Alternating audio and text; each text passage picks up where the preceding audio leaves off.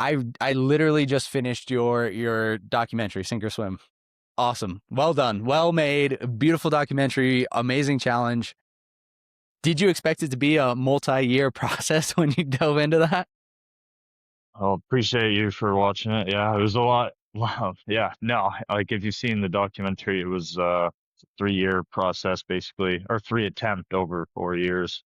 Mm-hmm. Yeah, when I went to do it my first year in 2020, I was thinking it would be done that summer, and then had the one failure, and then said, okay, we're going to sit on the footage and just wait till next summer, redo it again. That year was also a failure, so now we had 2 years of footage, and I wanted to kind of just take a year. So I did like a paddle of the whole lake that next summer, but just did my own like YouTube video. We still just sat on the footage, and then like a year after that is when I did the one that I got in 2023. So yeah, no, wasn't expecting it to be a 4 year project with three attempts, but I like to hold myself accountable to the goals I set, even if it doesn't get done on the first time or second time, like see it through till it gets finished. So again, like if you've seen the documentary, it just makes for a better story. Yeah, it Ideally, it really doesn't does. take me 3 tries to do all my endeavors, but I wouldn't change things for that one. So What was the actual challenge? It was to swim. What was the lake called? Okanagan? yeah, Okanagan? Okanagan Lake in British Columbia. So it's I guess the most famous town in it would be Kelowna. It's like the halfway point, but it starts in Mm-hmm. Vernon, BC, and it goes yeah, it's a 106 kilometer lake, ending up in Penticton, going through Kelowna, but with like wind drift and everything, ended up being 113 kilometers swimming. So Yeah. Yeah. It's yeah. freaking crazy. I can't imagine. I've read Ross Edgley's book and I've watched his stuff too, like swimming about around Great Britain and doing all these crazy open water swims. You've also done some crazy bikes and some runs and things like that. Of the three modalities, what puts you in the most uncomfortable positions, would you say? Um, I mean, they're all so different, but what I like about them is you can, like, the training for them a lot of times is similar. Like you're still training your respiratory system, your cardiovascularly getting fitter, but you kind of like specialize as one comes up. Like if the swim's coming, you focus more on the arm strengthening, your like minuscule muscles in your shoulders, things like that. But in the most like, I don't know, there's something about, I just did a challenge in Hawaii trying to swim between Molokai and Oahu, which is open water, like my swim was, but I mean, the ocean's just way different, right? Salt water now, you have sea creatures in there. It's like actual open Mm-hmm. channel water. So I think that has the most like variables that you can't control. Mother Nature, like the currents, the tides, the animals, everything. You kind of feel like really out there. Whereas like running, cycling, if something goes wrong, you can take a break, like, get Mm-hmm. off your bike, or just like sit down on the run and like figure things out. Whereas like these swimming endeavors, you're like treading water while you're trying to figure things out. Because for most of them, you can't like touch the boats or things, or they're like called right there. Mm-hmm. And then the waves are like hitting you, and it's just like, yeah, I'd say the swims put you in the most kind of uncontrollable situations. And they just feel kind of the most raw to me. But I mean, all of them have their own challenges for sure. So with this sink or swim documentary, this first attempt was your first long swim event, right? Yep. Yeah. It What? was back in 2020. Yeah. And you decided to do it, and then like that summer you started to execute it. What made you think you could go from swimming a couple hours at a time to doing this full length multi-day swim with so little training? Well, it was COVID time, so I'd done a cycle across America. It was kind of like my first endurance stuff. So it was just like started in San Francisco, finished in Old Orchard Beach, Maine. It was just like day after day after day on my bike. And then I had this like realize this is the stuff I want to do. And then COVID happened and we were all like forced to stay in, where we lived. So I started just looking at local challenges I could do. So like my I did my first ultra around the top of that lake, which was like 140-kilometer run with this baby stroller I bought. Um, and then I paddled half of the lake with my friend just one day. We decided to paddle half of it. It was like a marathon distance. Hmm. And I realized, I asked myself, I was like, wonder if I could paddle the whole lake, but I had just paddled half it. So I was like, maybe that'd be like too easy if I do that because I've already done half. Then I looked up, has anybody swam the lake? And it kind of just like idea popped in and then just started, the ball started rolling with it. But that was Hmm. probably like early into the spring-ish, I guess. I had like 3 or 4 months of solid like planning for it. And I mean, I grew up swimming, but really got into it more so when I was doing short course triathlon, like Olympic distance. So I was training for that, like leading up to it. So I did have like a decent base for it, I would say, to like my starting point for the training. But I mean, nothing can really prepare you for that. Like I was doing like 4 hours, 4 hours of training a day in the water, which is a lot, like 12 kilometers a day in the pool or in the lake is like a lot of swim training. But again, yeah, it was like 4 months where we can just set the date and work towards it. But yeah, I think like you learn best by doing things like jumping in, in over your head. You're gonna learn more from like going in, setting an endeavor up, getting the people together, getting everything happening on the day, and then succeeding or failing than you would like analyzing and just like trying to figure it out without doing it. So I Hmm. like to just jump in head first, but yeah, maybe a little bit of delusion as well, just like really naive and had a lot of confidence in myself. But then when you take on a project like that, you kind of start to, over time figure out how difficult it is. And like each time you do it, you learn different things, but there's some things you just can't prepare for. So Yeah, 100%. So you have this idea, you look it up, find local challenges. You're like, okay, I've got 3, 4 months to start prepping for this. Do you find a coach or do you just start getting in the water? What's it look like? yeah, so I used like I was training for short course triathlon, like Olympic distance stuff with a team in Kelowna. So I basically just like shifted my training from that style of stuff, more like sprint endurance work to like just zone 2 steady state time in the pool. And I use the same like triathlon coach because he's been involved in a number of ultras. His wife was an ultra athlete herself, so they were like my crew chief and like crew for the first couple attempts. So I just kind of used them. But yeah, I mean, a lot of the training then they just turned into solo because other people weren't doing the same project or training for the same things because where before we'd only be in the water for an hour doing sprint work, now I went and was there for like 4 hours doing slower, just steady state stuff, right? So the training was different, but yeah, I still used that same coach kind of base the plan and for the logistics. I know that first attempt got called off due to some pretty gnarly chafing. You show it in Oh the yeah, video in the documentary. I was hoping that you showed it, and then you guys showed the next day, and yeah, you're pretty ripped apart. I know that was yeah, that unexpected for you. How'd that feel?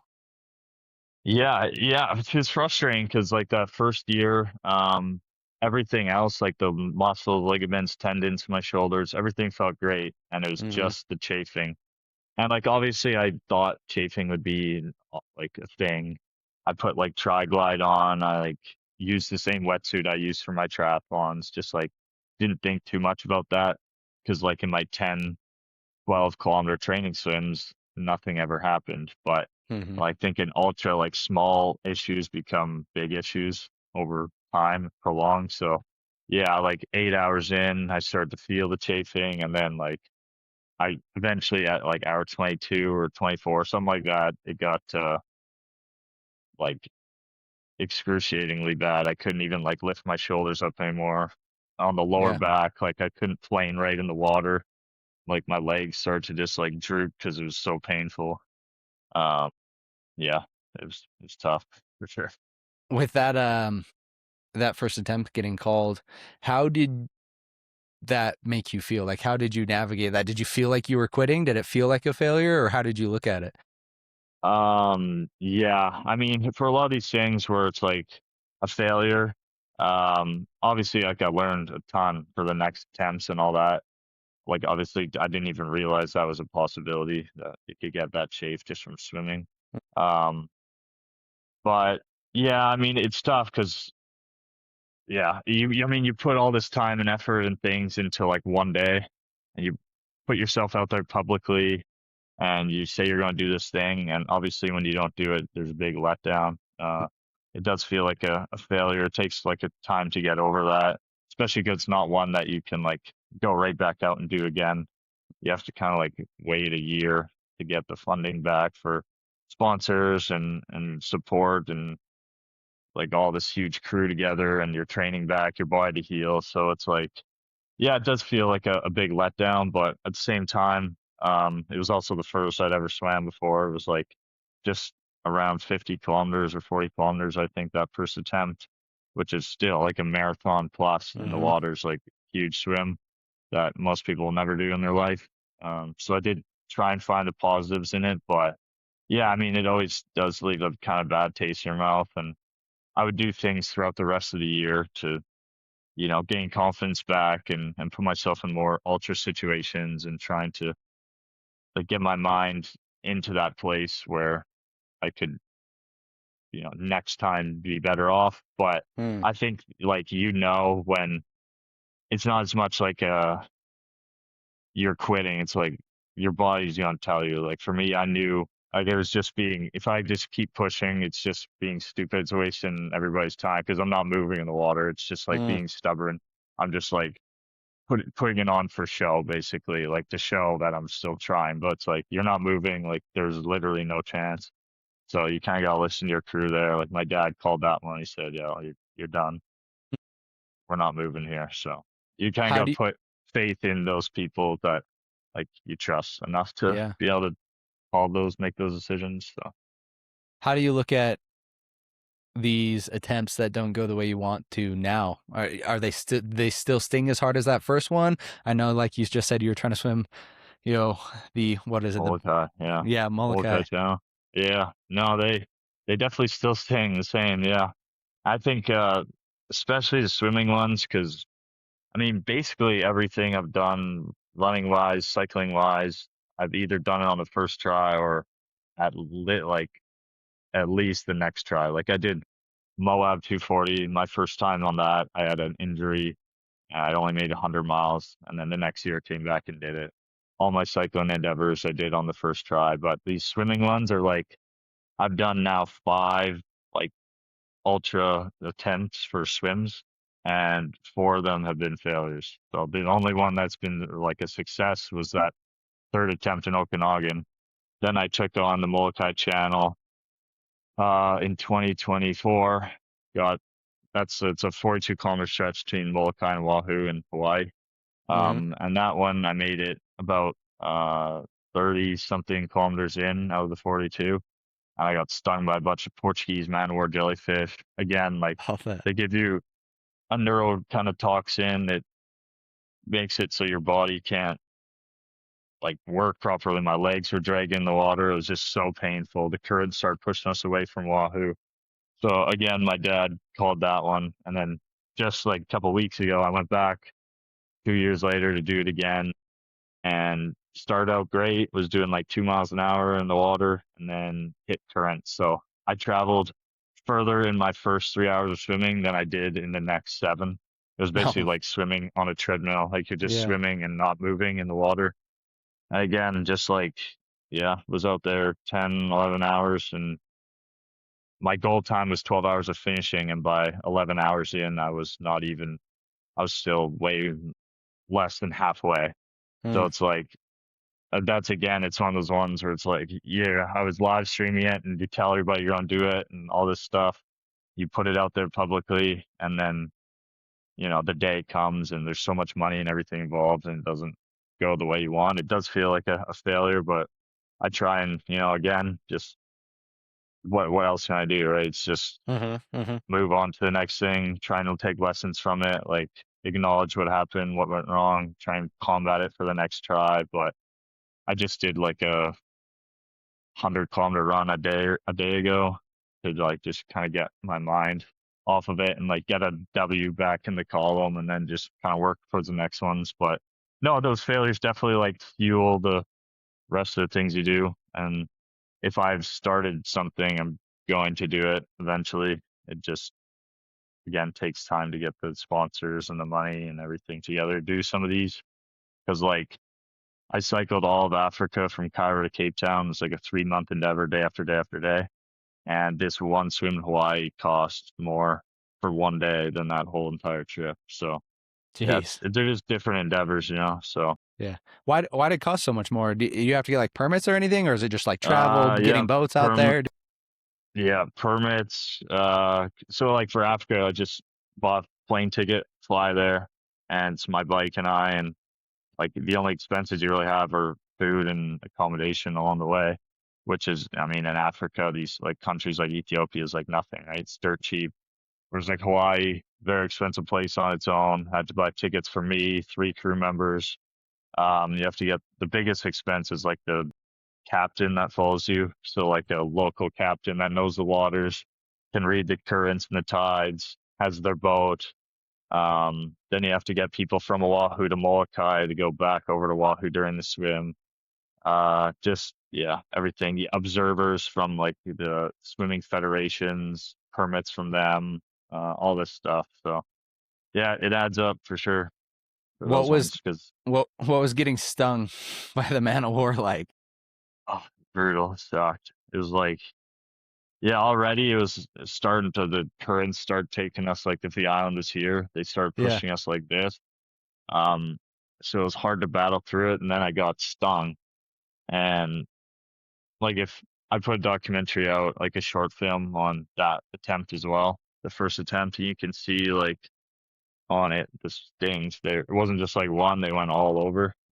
And like I said, man of wars, they give this like they attack your like neurological system. So it was the strangest feeling I've ever felt. It felt like I was paralyzed. Like my legs stopped working. They basically just started like Jeez. drooping in the water, and it was just my upper body, and like I Uh-huh. just couldn't kick, and the pain was like very bad. I had to go like hospital try and get creams and pain stuff, and nothing touched it. And then at like the very end, what ended up working was just like hot shower, which I didn't know. Like the simplest thing, it like neutralizes the stings and the poison and stuff. So for the next time, if I get stung, I'll just jump in the shower.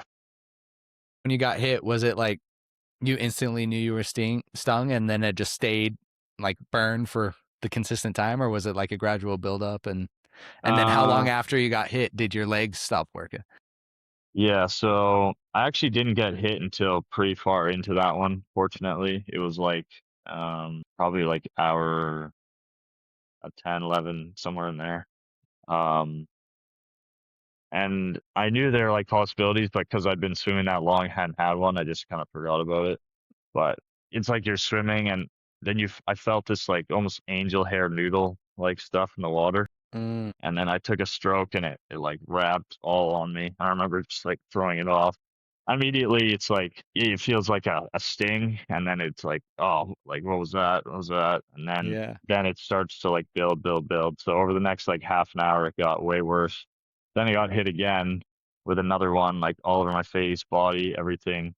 And then it stayed kind of like feels like you're getting branded with like a hot coat iron or something.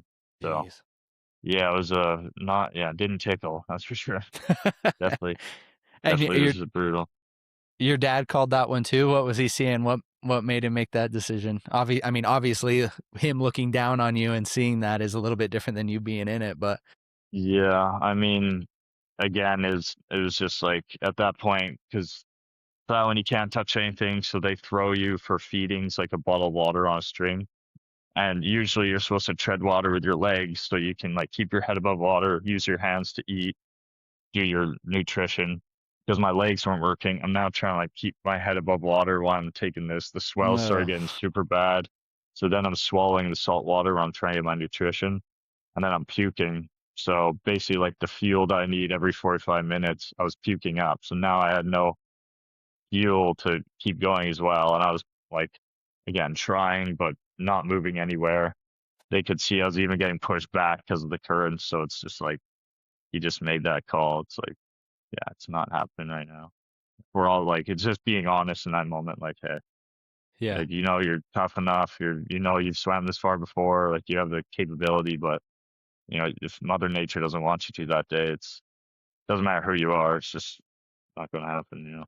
Hmm. So, How did I remember watching Ross Edgley talk about the ocean water on his tongue.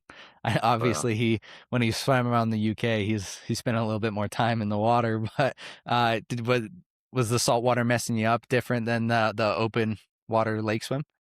yeah, big time. Because even like pool or like fresh water, I'm always like, your mouth's open when you're swimming, so it was constantly like in and out, in and out.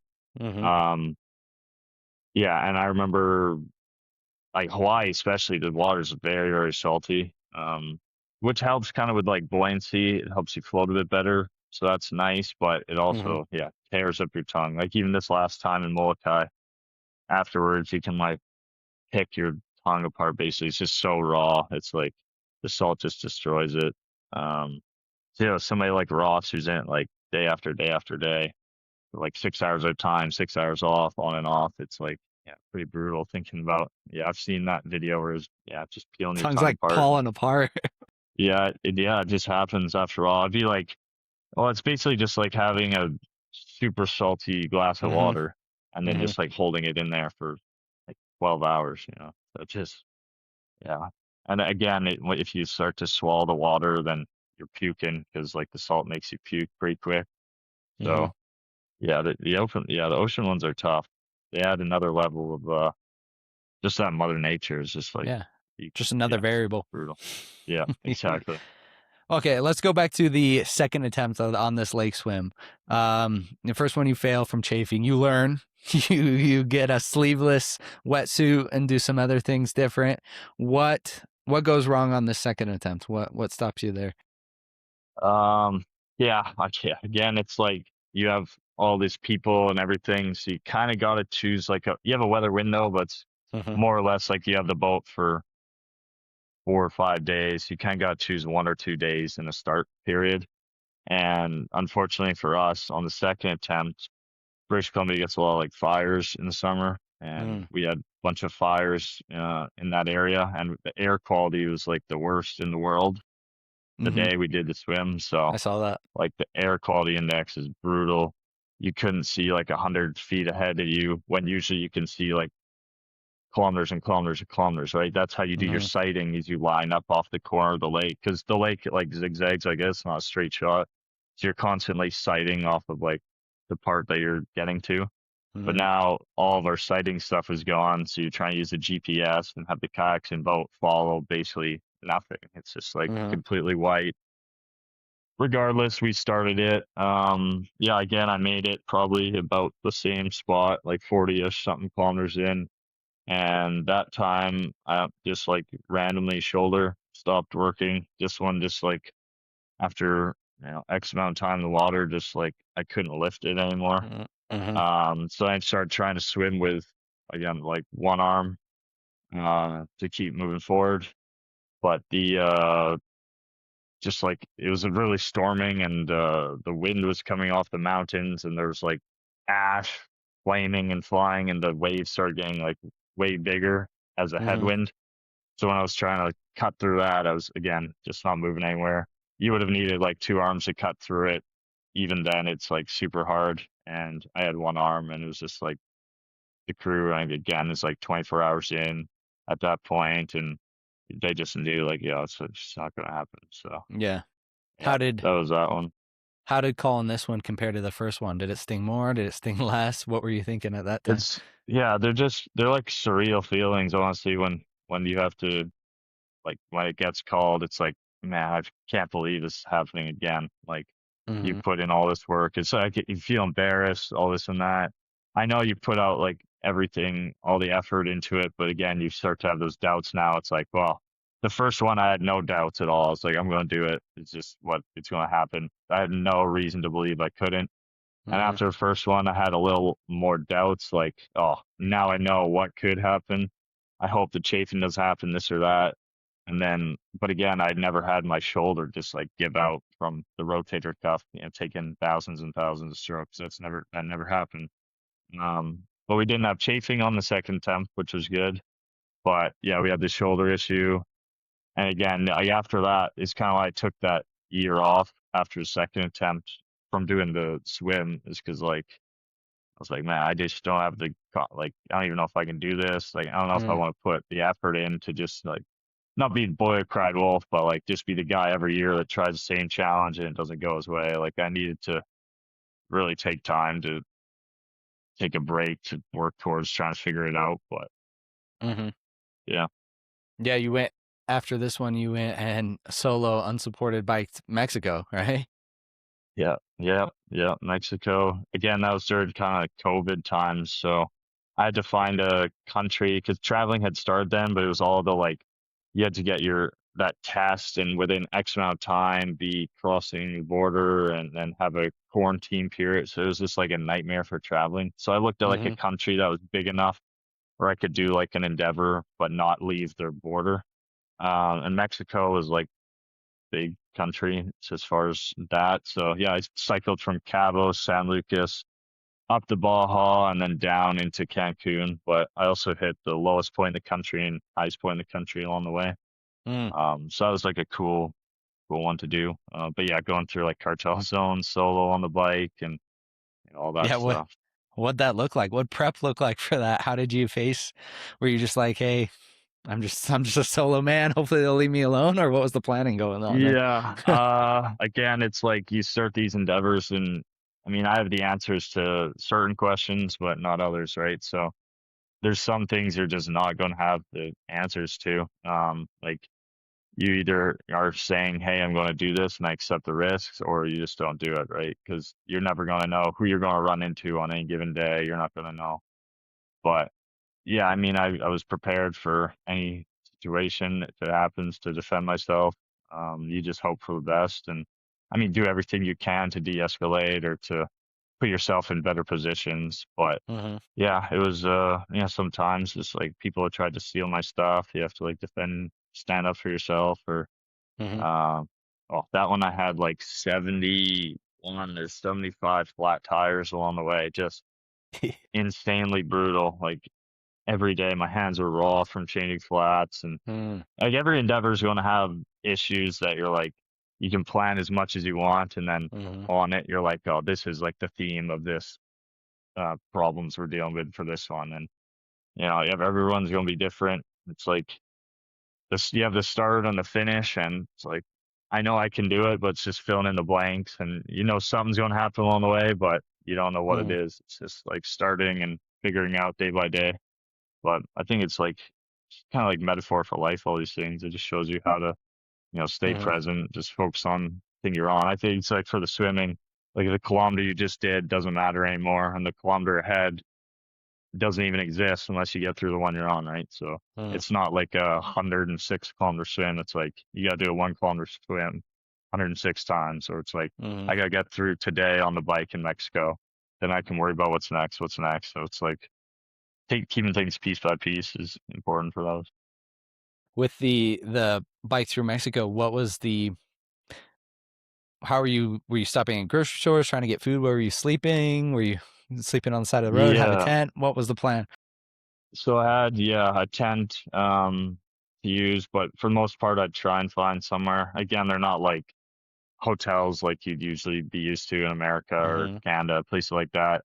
They're like little hole in the wall nothings basically. But at least Mhm. there's like four walls and a roof over your head a lot of nights, just like a few dollars basically. But yeah, I'd look on the maps and just kind of try and see little towns or things I could get to.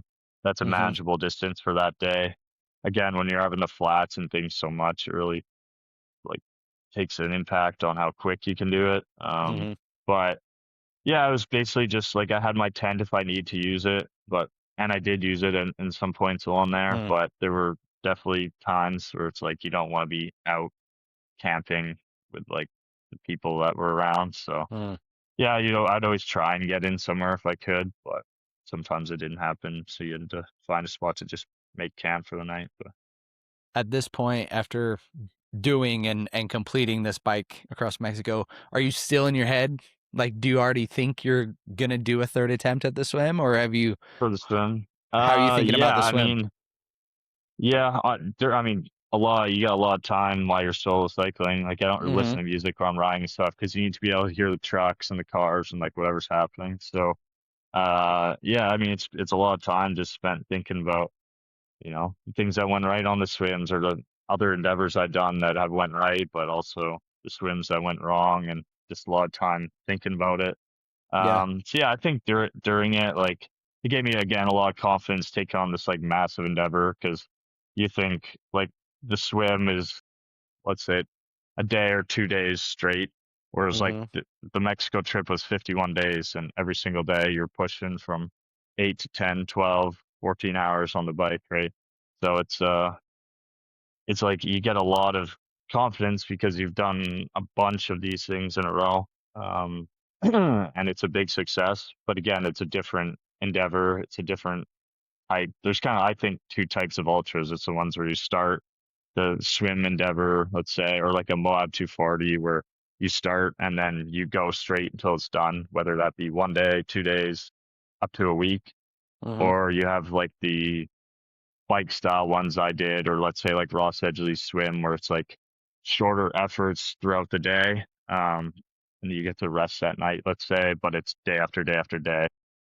And it just like weighs on you a bit differently because it's like months and months on a time, right? Mm-hmm. So, and most of the time they're in, foreign places, or you're kind of stand out wherever you are. So they're Mm-hmm. different types, but yeah, I was thinking a lot about the swim during Mexico for sure.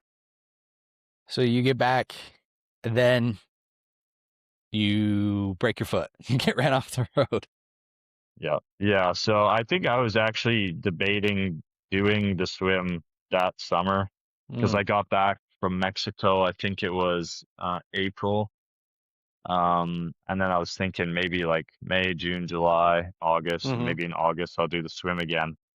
And yeah, I was just riding my bike, like a training ride back home. I got ran off the road by a car, broke my foot, Liz Frank fracture. So I was like, wasn't doing too much, but yeah, then I kind of was forced to do a lot of swimming. I didn't have the confidence right away then to be like, hey, I'm going to do the swim this summer with the broken foot. But Mm-hmm. yeah, I was, yeah, basically forced to just like go to the pool, limp in the pool, take my boot off, like push off the wall with my other leg. But basically, I wouldn't kick. I just put like a pull buoy in between my legs, but I just Mm-hmm. like swam and swam and swam. So kind of like forced into the only training was swimming. So yeah, then I worked towards it for the next year. Do you think that the broken foot actually maybe helped you prepare for the swim just by forcing you in there and only giving you the one thing and Yeah, I giving you mean, more time? I couldn't. Yeah, I mean, obviously, if I didn't have it, I couldn't say. But I Yeah. wouldn't change things yet. It was definitely a really tough time, like when I was going through it, Mm-hmm. because I didn't even know how if I'd be able to do my running endeavors again, like how my foot was going to come back, if I was needing surgery, all these things. So it was very nerve wracking, but at the same time, yeah, it kind of did force me to just swim a lot. So did become like way better at swimming. Mm-hmm. So yeah, there's always Mm-hmm. like a silver lining, I guess. So you get an extra year, then you take on attempt number 3. What's different about this attempt in terms of anything logistically or your preparation or the gear you're wearing, or is it all pretty standard? This is a third time, you know what's going to happen, how it's feeling. Yeah, I mean, and at this point, we've done the logistical planning so many times, like 3 times now. Mm-hmm. One thing I did do that year, like that I took off from the swim, was I did the original idea I had of paddling the whole thing. So I took my pack Mm-hmm. raft one day, which is like a blow up kind of raft, and just solo. I paddled from the start point all the way to the end point. And that was like cool for me to do, like see piecing it all together because I had done like that first half so many times, and then I think before the second attempt, I did the second half of the lake like Mm-hmm. a couple months earlier in preparation, just so like it was a bigger training swim. We tried out the new wetsuit. We tried a different amount of things out, and then in my mind, I knew like, okay, I've done the first half, I've done the second half, and now I've paddled it all, like seeing what it's like to go all the way through. And then third attempt, it was just like piecing them together in my mind, basically. Mm-hmm. And yeah, I mean, it did come in handy because, I mean, we can talk about third attempt, but in it, it helped me like mentally know that, okay, I've done this part already. I know what Mm-hmm. it took to do this. Like, okay, now I got to do this part. And I remember how it felt to do that. So, yeah. Mm-hmm. So I guess the preparation was just, I did bigger training swims. I did the paddle. I mean, at this point, we had the wetsuits were dialed in. We had different crew. We had different support boats. Just like tried to maximize everything we could for higher success rates. Yeah. So you get in, you start swimming the third attempt, and your crew lead at one point tries to stop you from finishing. He tries to call it, but you say you're gonna keep swimming. You're like you can go. I'm gonna keep swimming. What made you feel confident to make that decision, and why was he trying to pull you out? Yeah. So again, the coach who I had that helped me prepare for this, like for the first two attempts, he was also my crew chief for the Mm, first couple attempts, but they couldn't. Him and his wife couldn't help for the third one. They were just out of town when I was planning it. Um, so I had to look for a different like crew chief, and I had my friend Jackson, who was on all three attempts, but he was as a paddler for the other ones. So he mm, knew like everything. He's a very like thoughtful guy and very like good with logistics, good with everything. He's like a beast athlete himself. So like I felt confident having him as a crew chief. But again, I think during it, I was hallucinating a lot. I probably didn't look as good as I mean they think I should by X point. Again, I got to this point, furthest I'd been was half or wasn't halfway, but now I'd gotten to halfway, got to the mhm, bridge where like a bunch of people were there cheering me on. It was like 56 kilometers in, so I'm over halfway now. And then they were just kind of worried that I'd be, falling asleep, aspirating water, like drowning, and that they couldn't do anything about it. But to me, I just felt like obviously I'm going to be tired after you're swimming, well, 30 some hours straight. mhm, Um, but again, like I said, in the prep 2 years before, I did the second half of the lake as a training swim. So when I got to the halfway point, I was like, just remembering, okay, well, now I've done the second half before, like I can do it again. Like we're at this point, let's just like kind of now it's not thinking about, oh, I got to do 100 and whatever kilometer swim. Now it's like, okay, now I only have 50K left, right? So like mhm, it's a smaller, more manageable distance. Yeah, I just like a lot of these things as well, like going through Africa, I mean, going through Mexico solo up at that point and doing like my Africa ride. And I was a sky or my America ride and I was a skydiver at that point. So like mhm, doing all these solo endeavors, I felt really confident in the fact that like other like I might be looking bad, but other people don't know my body as well as me. Like I knew I could mhm, keep going. Whereas in some of the other attempts, like I might have put on a brave face, like, oh, I want to keep pushing through, but deep down I knew like was not I couldn't do it, you know? yeah, Whereas like this attempt is like no matter I just like the whole time had confidence that I can keep moving forward. Just let me. Like don't pull the plug, just let me, you know. mhm, I was like fortunate my dad was part of the and again for the crew it's like it's their first time being like a crew chief lead. It's like they know me as a friend, like they're just trying to look out for my best interest, you know. for But sure. sometimes you just gotta, take the risk. And I was the one who made those decisions, and my dad would, he backed me up because he's the one who pulled me out the other years. Like he could tell when it wasn't happening. So Mhm. when I'd like look at him and like let him know like I can keep going, then he, had my back. So it was good. He yeah, made sure that crew didn't pull me, which is cool. The record was set by a guy in 2016, like 40 hours or something. I know when you were originally attempting, the goal was to break that record. On this third attempt, things ran longer than you were expecting. How did time and fatigue and sleep factor into it? It took you what, almost 71 hours in the water. That's crazy. Yeah. Yeah, it was, yeah, insane. Again, like my goal was sub 40 because his was 40 hours, Mm-hmm. 57 minutes, 11 seconds at a mountain scene. So yeah, he did that back, yeah, whatever year that was, 20 something, 16 or 18, something Mm-hmm. like that. But um, yeah, again, I mean, you set crew up for, I gave a little extra, like, I think I booked people up until like 50 hours because I'm like, well, even if I don't get it, there's no way it's going to take me more than 10 extra hours. Meanwhile, like Yeah. here we go. It took me an extra like, 30 hours basically. Um, so yeah, the next, when we're starting to get to those points, like the crew then kind of has to take it on to be like, okay, well, we're running out of crew that are supposed to switch out every 8 hours. Mm-hmm. Like we got to find new people, like to see if all that work that I had done before of getting like the logistics set, now they had to kind of figure out on the roll, on the Mm-hmm. fly. But yeah, it was just, I mean, the longer you're in there, the more things can go wrong, the more chances there are for weather to start acting up, for your body to fail. So it was, but I mean, I just found a way to just keep moving forward. Again, like my shoulder wasn't doing great at times, but I just changed a stroke.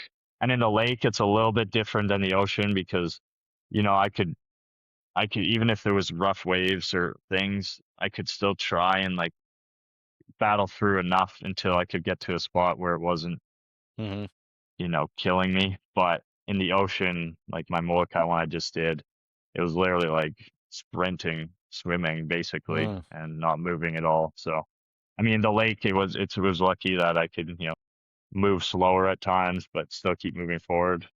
That's just knowing kind of the endeavor you're on and the landscape and everything. But yeah, it was a long time in the water, that's for sure. Yeah.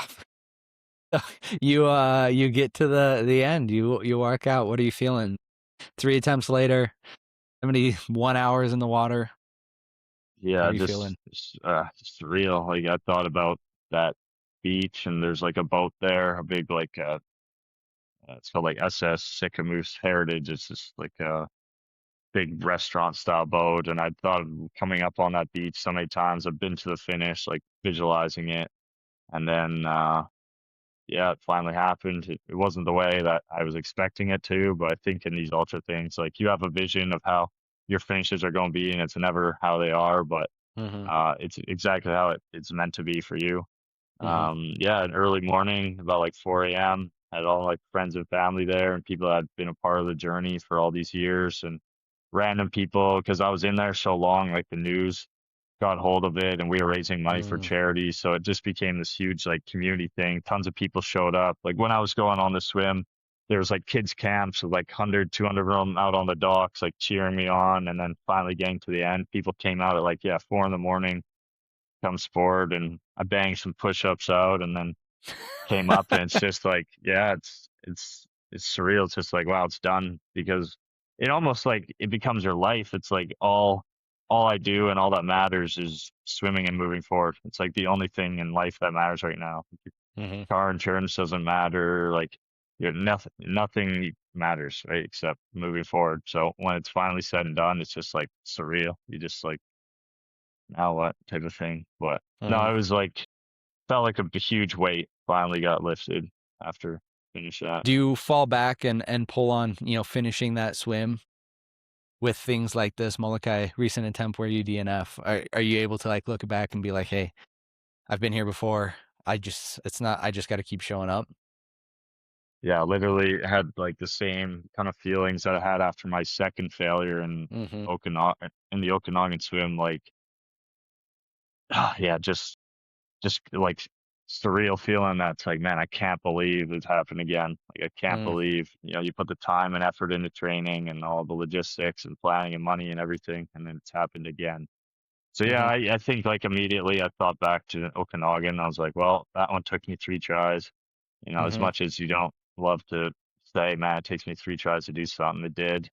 And Mm-hmm. I am somebody who likes to see things through. Like I will go back to Molokai and try it again, but again, it might just take a bit of time in between to Mm-hmm. regroup and reassess. And maybe next time I spend more time on the island and like actually stay out there, be watching the currents and tides even more. But again, it just like everything looked good for our 10th day. It was swells were going in our direction, currents were, and then on the swim they just switched. It's like Mm, the captain's like, these are rough waters and they're unpredictable and just what happened. But yeah, I think immediately I thought back to Okanagan, so it's at least like I got the Okanagan one done. If I failed the Okanagan one a third time, then it probably would have been like, okay, well, like, how many times can I even do this swim? But knowing mm, I've swam that far, it gives me confidence knowing I can do it again if I just have, some help with the Mother Nature side of things. So,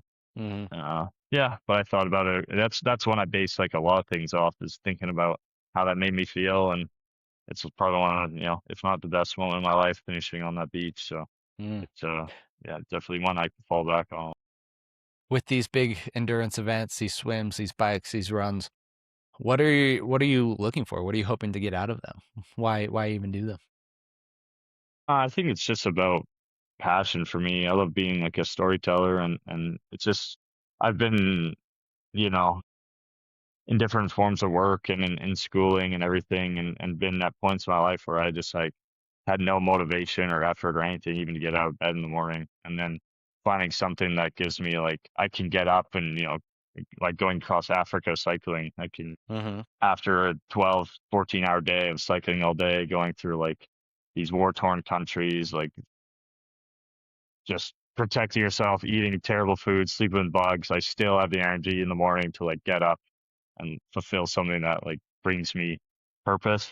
Whereas like I haven't felt that at times in my life. So I think just following that, just yeah. I think in these ultra things too, you swing on a range from, let's say, a normal life, like a normal day of life. You might have like a 4 on the low end or like a 7 on the high end, unless it's like a really good day or really bad day. You're mostly living Mm-hmm. in that range. Whereas like on these ultra things, you'll go down to like the worst, like pain, everything's going wrong. It's just like hell. And then like these finishing moments, or in Africa, cycling next to giraffes and elephants, or, time with your crew when you're on Okanagan, just like whatever it is. But you have this like undulation of highs and lows and like swinging back and forth on a pendulum. And I think it's just like living a full range of life. It's like, I want to be somebody who conquers Mother Nature in its rawest and purest form. And I think just Mm, going after these challenges is what excites me. Just brings me passion. I like tangible progress. I like seeing I started here and finished here, and just like makes mm-hmm. me feel purpose, basically. So, yeah, It reminds me of a quote from your dad in the Sink or Swim doc. It's not up to me to tell my son what to do in life. It's up to him to live his full life. That's pretty yeah, cool. yeah, it is. Yeah, my parents have been supporters in everything I do. Whether it probably gives them more gray hairs, all the things, but I try and involve them in everything I can. So Mm. having them supporting me throughout everything's been, a huge blessing. But yeah. What out of all of these things so far, the swims, the bikes, the runs, what has been the physically the worst one for you so far? And then what's been the mentally? Um, yeah, I mean, they're a bit different. Like running always, it's very painful. Like Moab Mm, 240, let's say, like your feet are just in excruciating like pain the whole time. Um, but I would say like the Okanagan swim's like the hardest thing mm, I've ever done for sure. yeah. It's just like so long to be in the water. Like in the Molokai ones, it might be acutely like this is way more physically taxing, Mm-hmm. with the waves and how chaotic it is. And yeah, I got the jellyfish stings, but I was, again, it's only like I was in there 12, 13, 14, 15 hours, whereas the swim in Okanagan, it's like, yeah, Hefty 72 hours. hours. I didn't even know it was like possible that you go that long. And like, it never crossed my mind that I would be out there for that many days, right? But again, it's Mm-hmm. just like staying in that realm of possibility in your own mind. That's like, I can't focus on, I still got 40K left. It's like, man, I got to focus right what's in front of me, 500 meters at a time. That's what I had like my watch beep set to. I was like, all right, I just got to focus like small sections, small sections, small sections. Mm-hmm. And, eventually, if you have faith and like trust the process, you will make it. But, and I mean, the Africa one, my cycle from Cairo to Cape Town was, I mean, challenging in a different way. Like I went months and months without seeing my family. I was Mm, the only white skinned person I saw for a month and a half. So I stuck out like incredibly to everybody. Bleach mhm, blonde hair, going through like Ethiopia and things, like stuck out crazy.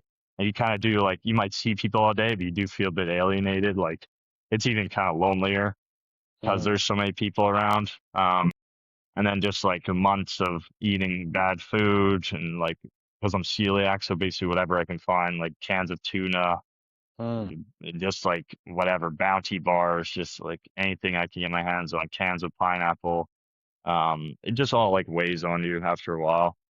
mhm, So that's like harder in a different type of way. Doing all the logistics yourself, navigating these border crossings and visas and, wildlife like animals and navigating people trying to rob you or different, always being on edge.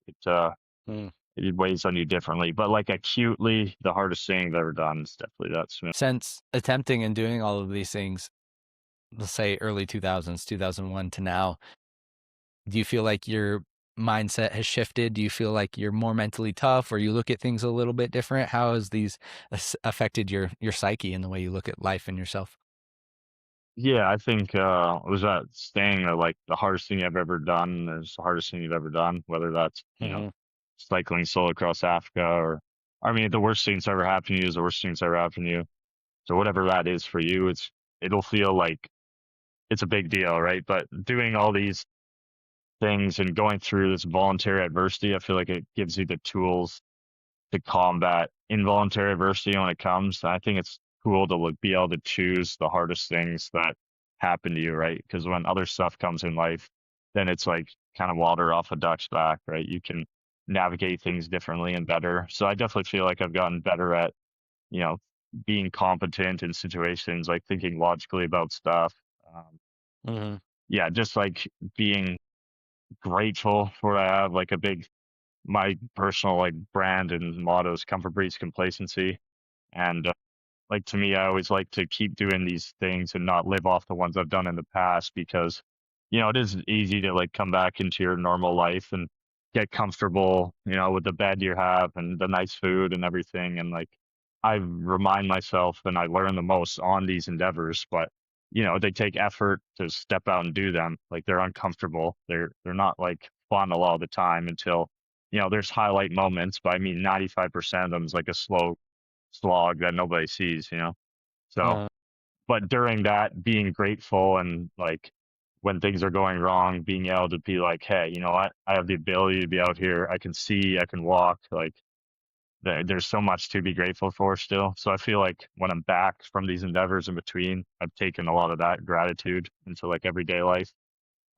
But continuing to remind myself, like, hey, execute, come back, celebrate and reflect on it, and then, plan the next one and keep working because I feel like that's how I grow and I want to keep striving to be better and better version of myself. And there's no like finish mhm. line. So you just keep working on them. But yeah, probably just the gratitude's like a major one I've taken from them all. Amazing.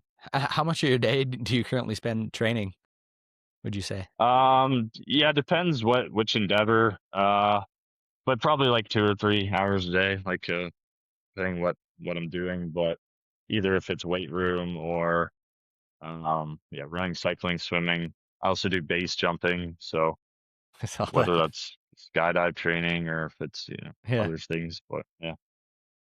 Yeah, they're that's all awesome, man. they're all like I said, the endurance stuff all kind of will train you cardiovascularly, like your respiratory, your fitness, no matter which one you Mhm, do. But like if you have a swim coming up, you kind of got to specialize in your training for shoulder strengthening and body mhm, position in the pool, like doing more swimming. Whereas like if I got a bike one coming up, it'll just be if it's in the winter time on the trainer indoors or cycling outdoors if it's summertime, like whatever it is. So, mhm.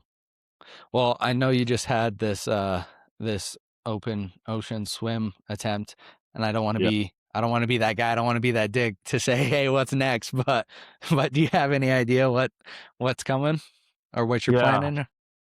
yeah. So I met friend Brad in the States who's been helping me with the like social media side of things, Uh-huh. and I've been kind of helping him. He's been trying to get into this endurance stuff. He did his first 100-mile run, so we've been doing kind of these stream challenges where we're doing an endurance event and streaming it. So I was telling him about the lake swim I did, and he watched a documentary, and he wanted to actually do a paddle. So we're going to do the same paddle I did in kayaks in a couple weeks here Mm. at the end of July. But personally, my next like endeavor myself is Bigfoot 200. So it's a 200 Okay. mile run. It's one of the ones that's part of the Destination Trail, like the Mm-hmm. Moab 240. It's by the same people. So Mm-hmm. that's 200-mile run in Washington State. It's like around Mount St. Helens. So that's coming up Yeah. mid-August, August 14th. So that's kind of my next personal big endeavor. That's awesome. I was gonna say I'm in Colorado, so if you're ever trying to pull through and do Cool. Leadville or something like Yeah. that, No, I definitely want to do again, Leadville. Yeah, yeah, yeah, that'd be awesome to do. Yeah, there's so many races and things. Like you kind of got to pick a couple for the year. But yeah, yeah, no, that's the next one I got. But no, I love Colorado. I got some friends out there. It's awesome. yeah. It's a beautiful spot. Well, Nick, I like to close every podcast with two closing questions. The first being, who do you think I should speak to next, and why? Um, I have a friend who I met randomly. I'd followed him online, and he followed me. And then again, when I was in LA training with Brad Trout, he messaged Brad, and we went on Brad's first ever trail run. It was like a 50K trail run, and his name's Ryan Keeping. So he's an ultra runner as well, Mm, Canadian guy, and he's ran across Canada. He has like the fastest known time for around Iceland, the ring road no, there. cool. Um, he's just like a solid guy, like a still grinding it. He was living out of his like car down in Arizona. That's how we met. Is he drove like overnight from Arizona to LA to do this run. Like I drove overnight. We met in the morning, ran. That was the first time I met him. Then I paced him. He just did in April Arizona Monster 300, Jeez. 300-mile race. So I Yeah. paced like 90 miles of that with him. He's just like a solid dude. So yeah, Ryan Keeping's his name. He's a ultra runner. He'll actually be at Bigfoot racing against me there. So, but yeah, solid guy. I would say we have a very similar mindset. Still, like Yeah. he's putting everything he has, like taking line of credit to like make his dreams happen. And he's got a Uh-huh. very supportive dad and family that help him, friends with stuff. So kind of similar paths. He's more Mm. of like a running's his focus, but he's a solid dude. I would definitely talk to him. Yeah, sounds like a dog. Second question is, what's a book you'd recommend for me? What's a influential book that you've read or Um, yeah, I would say, well, you've read the Ross Edgley books. Those are some of my favorite those are good, ones. right? Yeah, those are good. Yeah, anything by Ross Edgley. Hey, like I have a number of people I follow in this realm. Like the Cameron Haynes has a couple of good books. Mm-hmm. I mean the David Goggins ones are always great. Classics, yeah. And if you haven't read it yet, he's another ultra runner, a solid dude, just like a very genuine guy. One of the most like genuine people I've met. I met him running Moab when I was doing that, and I've raced a couple races with him since, and like just done different challenges and runs with him. But Andy Glaze Mm-hmm. just came out with Okay. a book a little bit ago. Smile, you're doing it wrong. It's called, and that's a really good one. If you're into Yeah. like this kind of stuff, that's like one I'd recommend for Yeah. sure. No, dude, Andy's a stud. He's a cool guy. Yeah, Yeah, I've dabbled. The farthest I've ever ran is the 50. I've done a 50 miler. yeah, I've done a couple like half Ironmans. I've been a competitive mhm, CrossFit athlete. My sister and just did a last man standing race. She went like oh yeah, 106 miles, and she's a yeah. dog. So I got to start logging some more miles and get back into it. I mean, getting kind of lazy, but I don't Yeah, know I if mean, I'll just ever. what I do, just like book it, just put it on the calendar, and then Yes. a date is Yeah. countdown to it, so you're kind of forced to. I actually have my first last man standing in December. I've never done one yet, but I'm gonna do one. So Let's yeah, go, dude. Yeah, yeah, they're fun.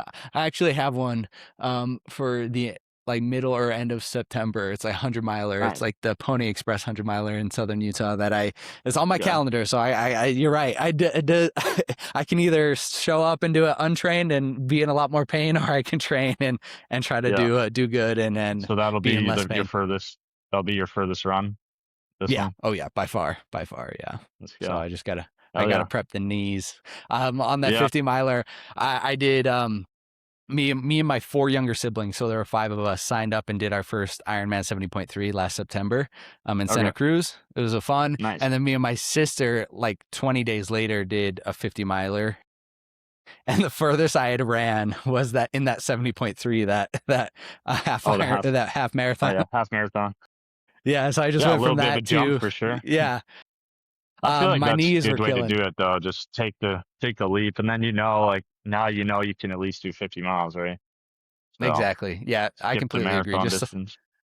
exactly. I always say I'd rather run like 50 miles than like try to bring some intensity to a marathon and try to get a good Yeah, marathon time. yeah. No, it is. Yeah, it is a different mental battle for sure. Yeah, 100%. no, Well, yeah. The thing with well, running is like when I did my Africa ride, it was like months and months of using my legs, but I came mm, back and I had Moab like just 2 months later. And while mm, my legs were strong and everything, nothing really prepares you for like the pounding on your the feet. Like impact. my Yeah. feet were excruciating. You just need the time on feet for the running training. I know that. It's like, yeah, every time I do these races, it's just like, man, I should just spend more time on the feet. So On the feet. Awesome, man. Well, I appreciate your time. I appreciate the conversation. Where can people follow you? Where can they get more exposure to you? I know you have a podcast as well. yeah, so basically everything's on my Instagram called NP Adventure. YouTube is Nick Pelletier. Like all these adventures and things we've talked about are all either documentaries or like blog style videos. Hmm. So yeah, there would be like my main two. I got a website, nickpelletier.ca. And there, I have my podcast linked. I have a podcast called Comfort Breeds Complacency podcast. But yeah, I'd say NP Adventure, like Instagram's where I do most of my updates and everything. Awesome, man. And I'd echo, go to the YouTube, watch the docs. They're good. Yeah. Oh yeah. They Yeah. give me hypes. Appreciate I'm that. like, I'm Yeah. ready to go train. Oh yeah. Yeah. No, I like having like a tangible like piece of work afterwards. I mean, I've always enjoyed seeing other people's videos and stuff like that. So if I can do that and document it for other people in my own journey, then I think it's pretty cool. Awesome, man. Well, again, I appreciate it. Thanks for your time. Oh man, thanks for having me. Nice talking with you.